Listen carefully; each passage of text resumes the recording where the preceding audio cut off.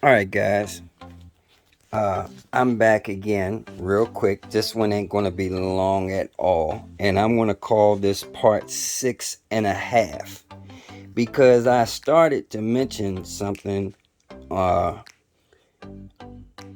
I forgot to say the whole thing. Now in the beginning I was talking about the low brake and the high brake. Now the difference between the low brake and the high brake is, if you can remember in part 6, I said the brake lever switch is a normally open switch, and when you squeeze the brake it closes the circuit. Okay, now that switch can work on both systems, low brake and the high brake. Now the difference between those two is low brake is switching from ground to your to the low brake signal wire on your controller. It switches it to ground. For the high brake, the signal wire in the controller, the one that's labeled for high brake, it switches that to pack voltage. So whatever your pack voltage is, like that 72 volt or 48 volt or 52 volt, instead of this switching it and connecting it to ground, it's going to switch it and connect it to the pack voltage. Okay, that's the only difference. Now they're both going to do the same thing. They're both are going to cut power to the motor, and they both will activate your regen.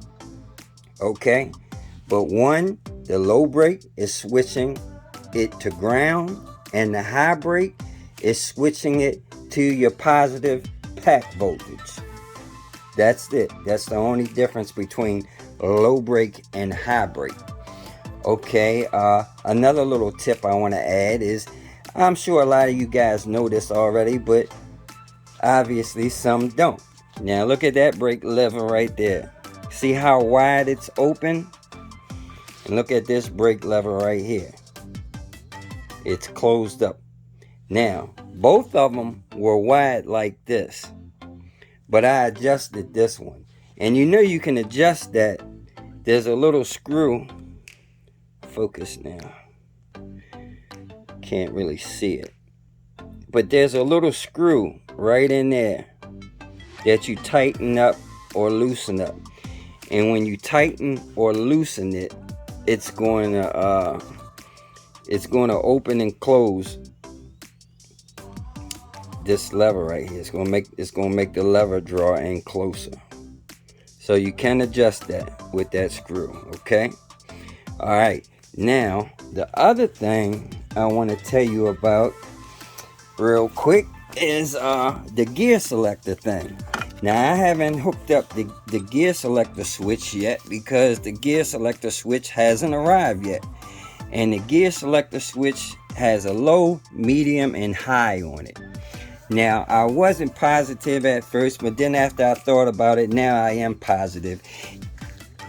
This is the input for the low, medium, high switch. It has 3 wires on it. Now if you don't have anything connected to this, you are in medium. Okay, you are in medium if nothing is connected to it. So when I was riding the bike yesterday and we were getting 39, 40 miles per hour, we were in medium. All right, now you can put a jumper in this little plug and put it in high gear. And high gear is a jumper. You're going to be making connection between the black wire, ground, and the pink wire. That's high gear. Now, low gear, you would put a jumper in it between the ground and the gray wire. So, like I said, you can take a little piece of wire for right now. You don't have a switch. And you can strip it and stick it in the pink and the black. Just make them make connection. Or if you wanted to cut this plug off, you could cut the plug off and just twist the pink and the black together and you'll be in high all the time. But if you want to use the switch that comes, You know, don't cut the plug off, just in case the switch has the same plug. Now, if the switch doesn't have the same plug, you're going to have to cut this plug off anyway, and then wire the switch to it. But yeah, that's how these 3 wires work. When ground switches to pink, it's in high. When ground switches to gray, it's in low. And if ground is not touching anything, it's in medium. Okay, guys? So remember that. You got the low, medium, and high selection input on your controller, and you don't have. That's all you got to do is put a little jumper wire in there, and you're good to go. So, like I said, I'm waiting on that switch. That switch should be here sometime today, along with brake pads. We ordered brake pads because the front was metal to metal. There wasn't no pad on there at all. Luckily, the back had a little bit of pad, so we stole the pads out the back since they're not hooked up anyway, and put them on the front. Alright, so that's it. That's all I wanted to go over. I believe that's yeah.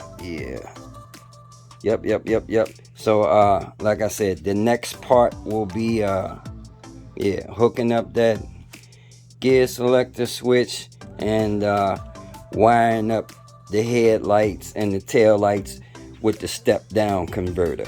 Alright, fellas, that's it. That was part 6.5. Deuces.